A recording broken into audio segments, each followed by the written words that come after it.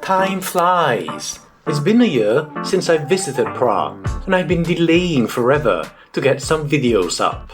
I did manage to show you the Dinosaur Museum Prague's Blue Rhino T-Rex, but for my 300th video, I thought it was high time to present to you a very special highlight of my life and of the trip.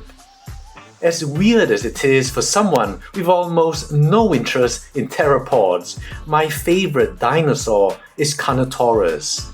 There's just something very alluring about the outre appearance of this bizarre dinosaur that's fascinated me since I first laid eyes on the Carnegie Museum Carnotaurus.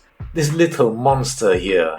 And anyone who's even visited its Wikipedia page has seen this image. So when I researched a bit about Prague and found that this very replica was in Prague at the Chlupac Museum, I had to carve time out for a visit. The Chlupac Museum of Earth History is a small one attached to the Faculty of Science at Charles University. They have fossils, life reproductions, but mainly for me, Carnotaurus. So, just a once-over, but I want to point out some of the curious features I was most interested to see in person. First, of course, has to be the skull. The boxiness of the deep, short skull is clear to see. Even the snout remains fairly deep without the taper you see in other theropods. As for the skull openings, immediately you notice the almost rectangular nares. You might be able to see some of the various textures, such as the hummocky surface described by Hieronymus, suggestive of a surface scaliness, the very tall and orbital fenestra, the keyhole-shaped orbit, the infratemporal fenestra, often described as being kidney-shaped. And just in these three holes, you see how vertically stretched the skull appears to be. Some of the skull joints are sutured relatively loosely, suggesting a level of cranial kinesis. And here you have the projection of the retroarticular process. And the large mandibular fenestra, which I always found interesting. Then moving down the neck, we have these very long, thin cervical ribs, a feature I've always thought looked really cool. You can see clearly what Bonaparte called the elliform process in the original paper, and what Drs. Weddell and Taylor call the dorsal process here, and consider part of an incipient bifurcation in their 2023 paper on cervical rib bifurcation. And here in the shoulder girdle is where it starts to get really exciting for me. The superior end with the long scapular end of the scapulocoracoid, and then going into the very shield-like coracoids here.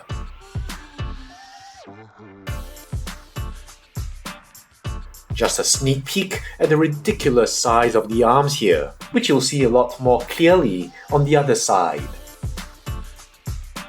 As we go around here, juxtaposed against this shield-like structure, you can appreciate the very Jabba-like nature of these tiny arms, which reminds me of the Ducomid in the Lone Wolf Gamebook series as well. Now we're getting to the money shot here. Those absolutely bizarre, useless arms. The whole thing is truly bizarre. Now try holding your own arm in this position, and you'll think that this is the thumb. Now hold that thought. In the original paper, Bonaparte writes that the lack of any torsion in the humerus and the upper arm bone, and the parallel position of the forearm bones, the radius and ulna, changes the original position of the hand, and the palmar side moves dorsally, and digit 1 is lateral, while digit 4 medial. Now it's hard to conceptualize, but when you see this, it's a lot clearer. So this isn't the thumb. In fact, this is digit 4 and this digit 1. Pretty damn cool, or sick, whichever way you look at it. Incidentally, the forearm length is only about 25% of the humerus. Then the morphology of the hand itself. Now, having seen only images like this, it's a dream to actually behold it life-size, up close.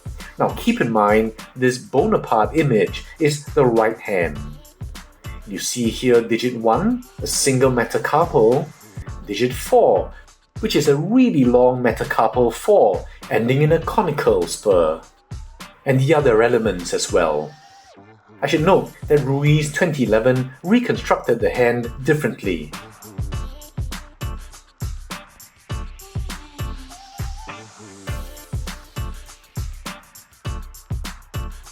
And this thing is truly small. Now my hands are small, measuring 17.5 centimeters or 6.9 inches from the middle fingertip to the first crease of the wrist. But look at this. I only wish I thought to bring a tape measure with me.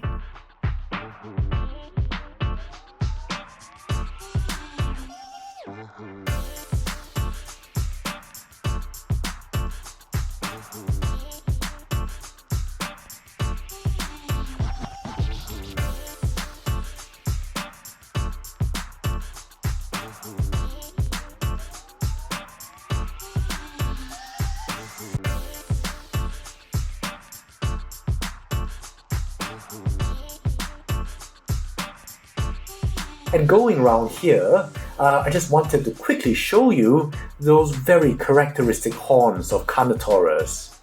Based on the grooves on the surface, these would have been overlain with keratin sheaths. Imagine how much more impressive they might have been in real life. Then here are the hind limbs. You can see the lankiness of them.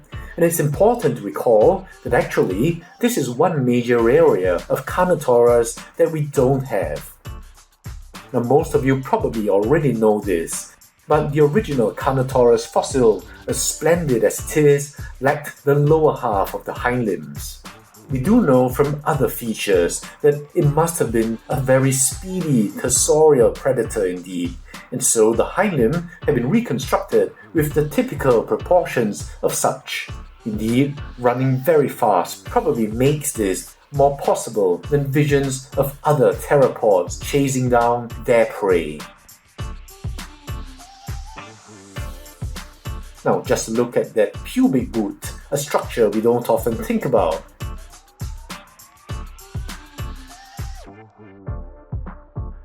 And then look from the inside of the animal, as it were. And here's the other side of those massive coracoids.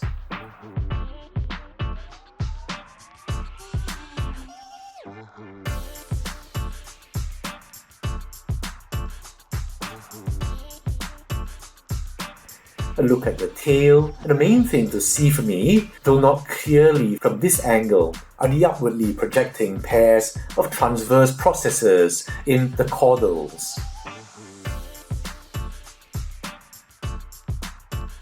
There are stairs up a platform on the other side, so we can take a dorsal view. And from here, you really feel the size of the animal, even though we tend to think of it as a small theropod compared to the likes of T-Rex. You can see the kind of texturing over the nasals, suggestive of a conified pad as suggested by Delcourt 2018, and again, those horns. You'll also notice the neck is relatively straight, unlike the more typical S-shape seen in theropods.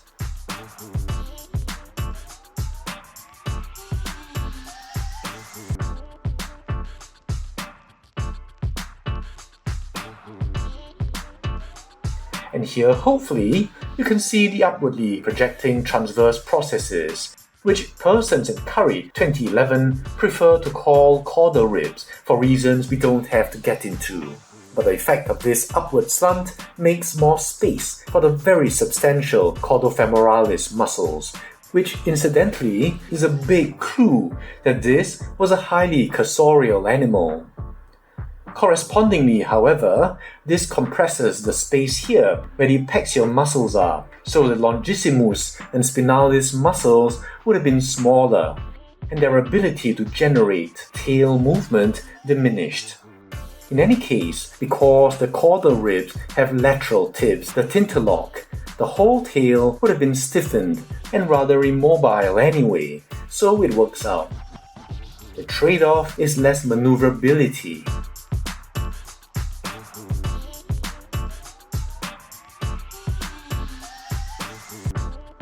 So that's it for my show and tell of the Chlupac Museum Carnotaurus.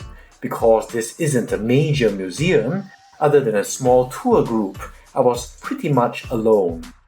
It's really rather disappointing that in 2024, exactly 40 years since 1984, when the first and only fossil was discovered, we have not had a single other fossil. But it's also a miracle that the one we do have is such a good one. As someone who loves anatomy, loves dinosaurs, and loves Carnotaurus and its bizarre features, being able to walk around and view it from all angles of what I've only seen as a still image on Wikipedia is truly wonderful and very special, and I'm delighted to share this with you. So that's it for this video. I'll see you in the next one.